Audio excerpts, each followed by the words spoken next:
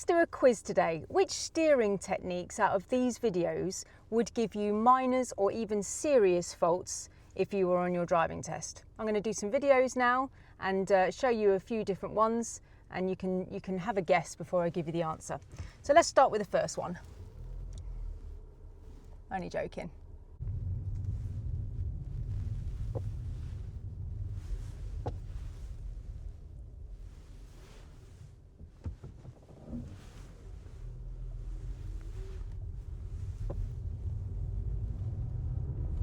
So we started the video off with the palming of the steering wheel. The examiner is not going to like this, okay? So to be honest with you, it's probably just going to annoy him more than anything because it looks arrogant, but it is not proper control. So there's a possibility that he'll give you a minor for steering control on this situation if he's in a bad mood about it. But if anything goes wrong at all with positioning, anything dodgy at all, he's going to be all over that like a rash, and he'll be like, well, if you were steering correctly, that wouldn't have happened. So it's kind of going to build up. So not necessarily failing on its own, but it would build irritation because of the arrogance of it.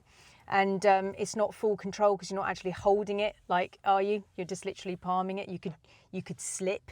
Your hand could slip off it and you could go anywhere, right? Side note, right? This kind of steering is, I just think I think it's one of those other delusions that I was talking about before, where the driver is the only person who thinks it's cool. Yeah, so like you can just imagine like somebody like driving their girlfriend like this or their boyfriend like this and being like, oh yeah, I find it really easy. Like, you know, I'm not even going to like worry about our safety in the car because I'm just going to do this. And like, I've seen it go wrong for people in life, not my students because I wouldn't allow it, but I've seen people do that and then they've gone like that. And it, like, honestly, it's just one of those delusions, like I look cool to the people outside the car, or I look cool inside the car, like I find this really easy. But it's not, it's just a delusion of looking like you're cool, yeah? I need to move my coat, don't I? I'll do that now.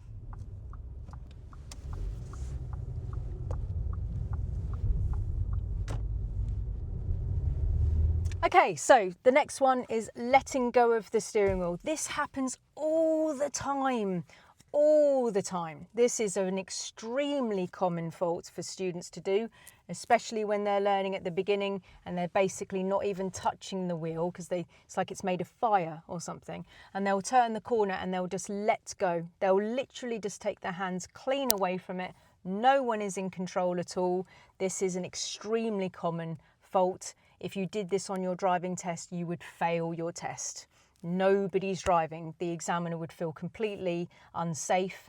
It's not a case of like trying to look cool, like I said before. This is a common fault that students will do when they're learning and they just come off and just let it reset by themselves. Definitely going to fail for that one.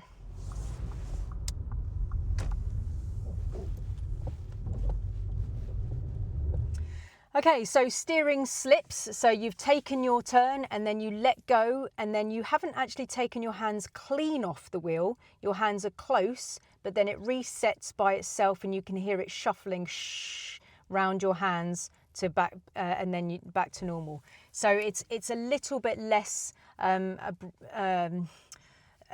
blatant than a complete take your hand off, but still, if you were to steering slip, then you're basically not in full control of it. So if it hits a pothole or something like that, again, the wheels are able to go wherever they want. On your driving test, you may not, it's a bit like the palming, you may not fail for that straight away, but the examiner is going to start to get irritated by it because it's not like control. You may get minors for it, and if anything was to happen, it would immediately get picked up on and blamed for any positional faults or any other kind of steering faults that happen immediate.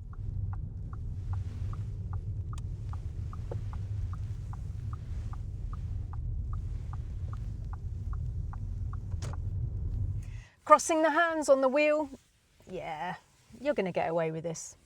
You're going to get away with that. If I'm teaching somebody who's lost their license through some kind of health issue, drink driving, drug driving, right? All the bad stuff that we shouldn't do. But if, you know, these things happen, and if people are trying to come back to driving in a more healthy and sensible way, then they're probably going to be turning their hands like this because they would have got into habits over the years. I won't be fixing that. So as long as their position is absolutely perfect and there is nothing wrong with their positioning or their speed or anything, then yeah, that's going to be okay. So the examiner may not mark anything to do with this. That's fine. As long as you keep really, really good control and everything is okay. All right, that's okay.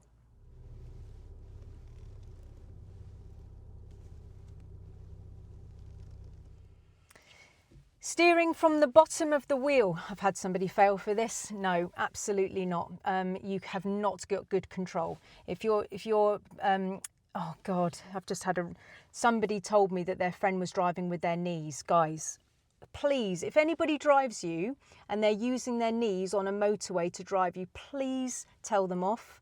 Yeah, get them to respect your life. Yeah, get them to hold the steering wheel. If they're holding the steering wheel at the bottom, this is not good control. If a fox count comes out, if a deer jumps out in front of you, if a car pulls out, a bike is there, any type of danger, you can't control the car properly from the bottom. All right, do not hold it at the bottom, especially on your driving test.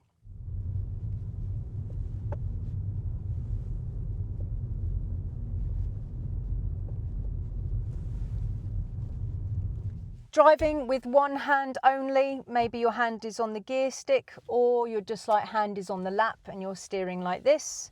Or if you'd like this and just steering with one hand or just barely touching it like this, like that, and just sort of like maybe hooking your finger over it like that. On a driving test, I strongly recommend that you don't do this. It's not, you're not in full control of the vehicle, especially if you've just hooked it here like this. And if you're at the top like this, it just is too relaxed, guys, for a driving test. It's just too relaxed. It comes across arrogance. Yeah, it's just going to annoy the examiner. You know, you're protecting his life for 45 minutes or whatever, 38 to 45 minutes, yeah. And you want him to feel like you care about his life, yeah. Hold the steering wheel at 10 to 2 or quarter to 3. Yeah, it's on the rainbow, basically. Hold it at 10 to 2 or quarter to 3, not below, all right? Yeah, 10 to 2, quarter to 3. That's the kind of main one. I really wouldn't advise this. Yeah, it just looks arrogant. I think you just want to present nicely when you go to this test, and sometimes showing like, oh yeah, I find this really easy. Yeah, this is just too easy for me. It comes across arrogant, and a lot of the time when people are displaying that, they're actually the most nervous people that I've ever met, because they're overplaying how nervous they are, so they're trying to relax it like with this or this. And it's just, you can see straight through it, yeah, they're nervous, those people.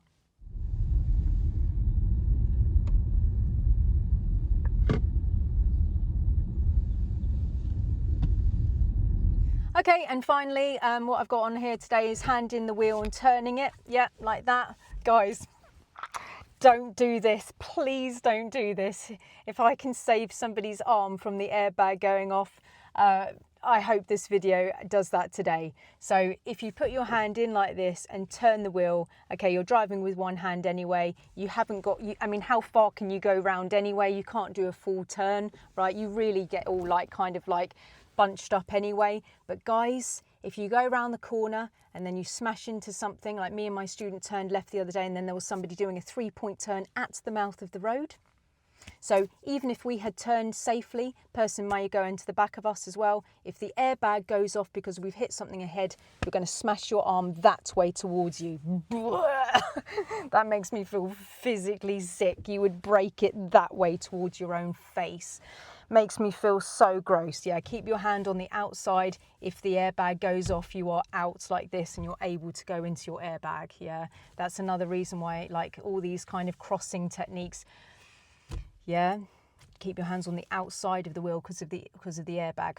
The correct steering technique that the examiner is looking for, okay, is pull push steering. Yeah, and I'll link a video like somewhere, or I'll put it at the end or something like that.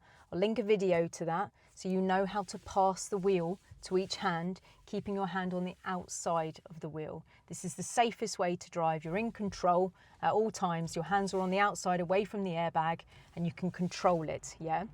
So when you're changing gear, there are times that you need to have one hand on the wheel because you're changing gear or using the ancillary controls, but that is kept to a minimum, yeah? So you shouldn't be driving with your hand on the gear stick the entire time, stuff like that. You want to come back and have good control of the vehicle. All right, guys? So I hope this bit of information has helped you today, and I'll see you on the next one.